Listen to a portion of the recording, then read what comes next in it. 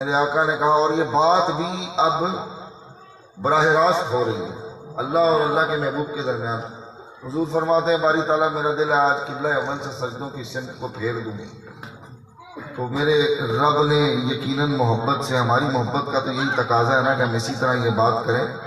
اللہ نے بھی یہی کہا، محبوب جہاں دل کرتا ہے رخ انور کو پھیر دو، میں سجدوں کی سمت نہیں پھیر۔ سبحان اللہ، کیا بات۔ اور حضور اسی سر اقدس کو جھکائے ہوئے جب مدینہ میں داخل ہوئے تو یاد رکھنا، تاریخ کی کتابوں کو اٹھا کر پڑھو، جب بھی کوئی غالب قوم مغلوب قوم کی طرف آئی ہے تو انہوں نے ظلم و ستم کی انتہا کی ہے۔ حضرت نے کہا نا کہ حضور نے ایک ضابطہ حیات عطا فرمایا، جب بھی کوئی قوم کسی قوم پر